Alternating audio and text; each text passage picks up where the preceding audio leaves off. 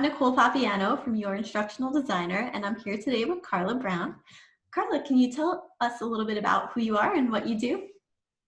Hi, yeah, sure. So I'm Carla, I'm from Scotland.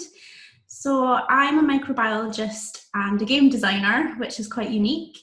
And I currently run a game studio in Glasgow called Game Doctor. And we develop educational games for science and healthcare. That is so cool. Are you focused on any one age group or do you serve everybody?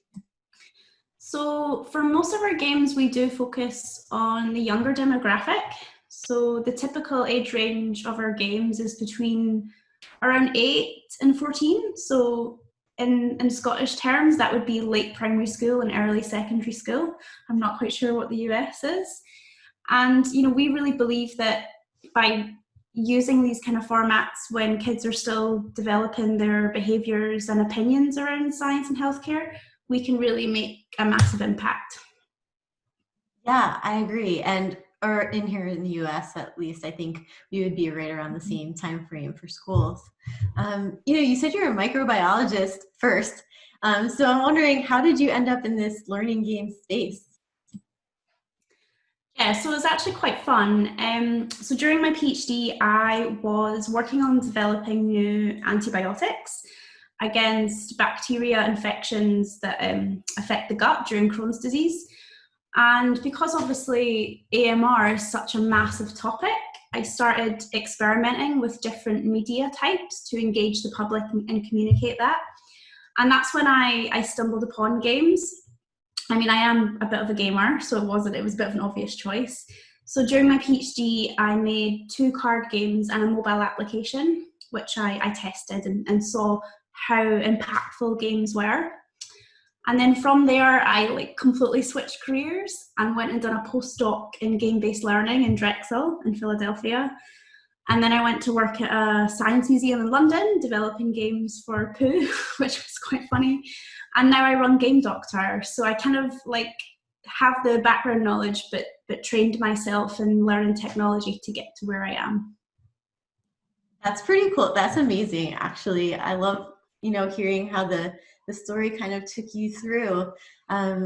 Is there something that, you got out of those programs? For me, I think it's really interesting that you said you were a microbiologist, but then you were developing card games in your PhD program. And I know a lot of traditional programs wouldn't do that. So, were your faculty open to that? How did that become a thing?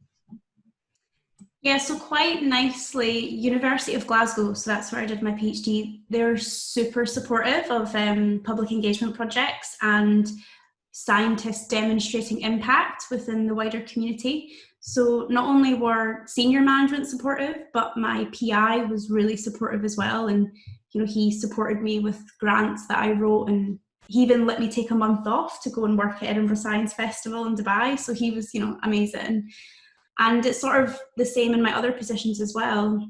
I've really been supported a lot throughout my career, and all of my advisors and supervisors and bosses have understood that although I'm a scientist, I've got that side of my personality and I need to feel fulfilled in my work by doing these kind of projects. So yeah, it's been good. You have something that's next on the horizon, or some kind of experience you'd really like to get out there and experience? Well, right now it's all about growing the company. I mean, that's my major focus for the next 3 years.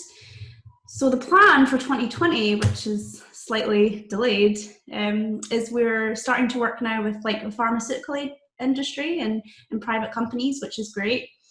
But honestly, for the next 6 months, we're trying to get funding for a COVID game.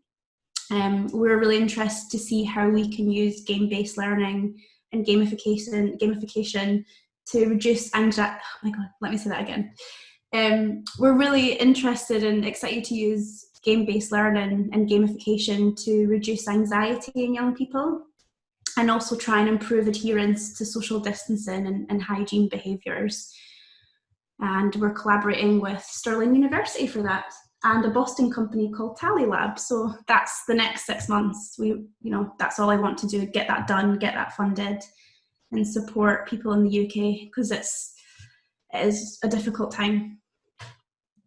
That's really exciting. I think my nephews are a little young. They're 2 and 3, but I feel like they would definitely prefer to have learned about COVID from games than to have talks with, mommy and daddy about there being germs out there. So it's really cool what you're doing. I love that it blends, science and art and public communications and science communications. It's really interesting. So if you had to tell folks, who were getting into the learning industry, one thing that maybe they should be doing or thinking about, what's one piece of advice you would give them? My key piece of advice for anyone is just do it, just go for it. I mean, you can sit around and wait for the grant or the perfect co-partner or the perfect situation opportunity, but honestly, just get on a bit of paper, just get it out there. Your idea is amazing. You've thought of this amazing idea, so you need to get it done, you need to share it and have fun with it. I mean, in the past, I've held back and I now regret it. So now whenever I think of something, I'm like, right, boom, let's find a way to do it. So just go for it, have fun with it. Yes, just go for it. That's awesome. Is there anything else that you would want to tell the folks at home before I let you go? Oh, trying to think of something that's not totally mental. I guess with learning technology and apps, think about what your goals are at the very beginning of the project.